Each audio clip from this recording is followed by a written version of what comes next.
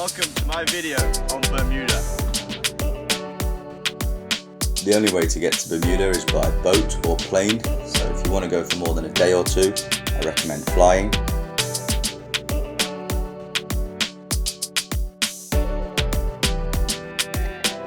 They have taxis in Bermuda, but they are quite expensive. The adventurous among you can rent a scooter for a reasonable price. If you prefer four wheels over two, you can also rent a small electric car called a Twizy, but they're around $120 per day. Bermuda isn't huge, so I did walk a lot of it, but I wouldn't fancy walking the whole thing. Absolute legwork here in Bermuda. How you doing? You alright?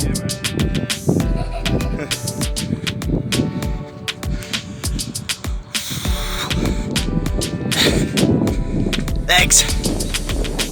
I opted for buses for most of my journeys. They're $5 each way, or you can get a book of tickets from the bus station in Hamilton for a lot cheaper. The bus journeys are great. There isn't a lot of traffic in Bermuda, so it takes no time at all, and you get to soak in some nice views along the way.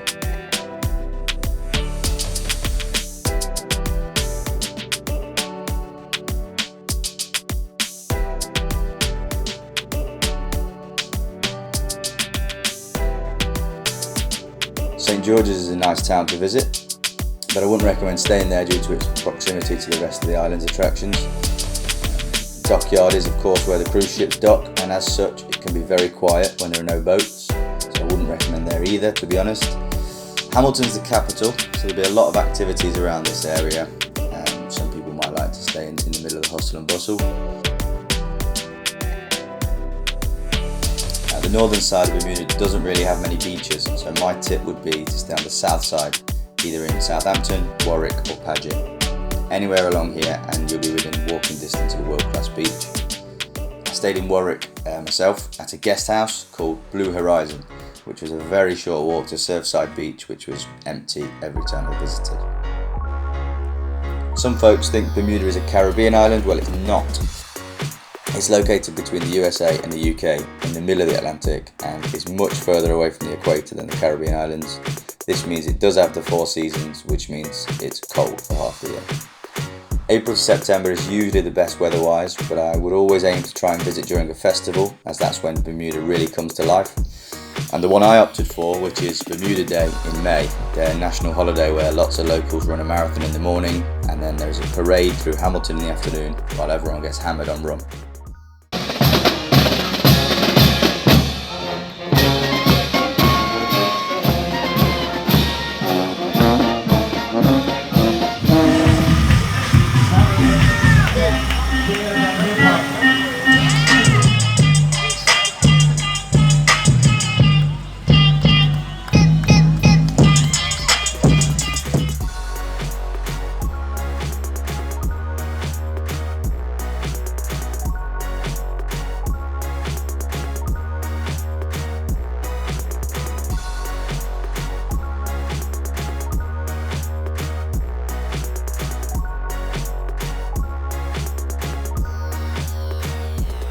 They have a fashion festival in July for those that like that sort of thing. They have a cup match in August, which involves shutting the whole island down for a game of cricket and then a week of boozing. Hamilton's obviously worth visiting as the biggest town and capital of the island, therefore has the most going on. Sessions House. St George's is the other town in Bermuda and is worth a quick visit. I did this on my way to the airport using my bus tickets. Crystal Caves is a popular day trip for tourists, and it has a cool backstory involving two young boys 100 years ago that lost their ball and happened upon the cave. Welcome to the Crystal Cave. How you liking the cave so far? Nice. Oh, thank you. Like I said, it's out of soda straws. From soda straws into stalactites. Stalactites into stalagmites. Like these. Whoa! Personally, I wouldn't rush back. Nearby to Crystal Cave though, there's a place called Blue Hole. It was completely empty when I went in the summer. There's a small beach to relax on and look out over the bay, as well as the Blue Hole itself, which is full of interesting fish and 100% clear water. The botanical gardens look nice in the summer for those that like plant life, and there's a nice little cafe in the middle called the Salty Lime as well.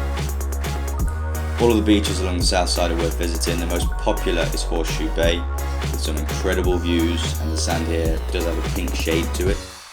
Of course, because it's the most popular, it gets very busy in the summer, so if you don't like crowds, just pick any of the other beaches along the south coast and you'll be fine. My favourite restaurant in Bermuda is Americanised, which is in Hamilton. I had an Impossible burger here and it was absolutely incredible. Harry's is another spot worth visiting in Hamilton, and it isn't too far from Marcus's. I didn't eat here, but I had some of their special cocktails with their very own rum, and they were really good. For the sports fans, Flanagan's Irish Pub is the one to go to. That's on Front Street in Hamilton, which is where most of the action happens.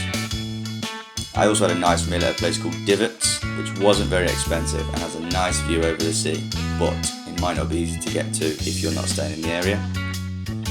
There's a place called the Swizzle, which has 2 locations and is famous for their rum mixed drink, which is aptly named the Swizzle. You'll only need one picture of this to get merry. The traditional drink though in Bermuda is called a dark and stormy, which is black rum and ginger beer. Very tasty, and you've got to try it. Overall, I'd say Bermuda is definitely worth visiting. I'm not a massive beach fan, but these beaches were among the best in the world. The people are lovely, very outgoing and hospitable. It is expensive due to its location, but worth every penny for me. If you found this video helpful, please do hit the subscribe button, as More Passport Stamps is all about encouraging everybody to travel and in helping everybody to maximise their time whilst travelling. Thank you so much for watching and becoming a subscriber.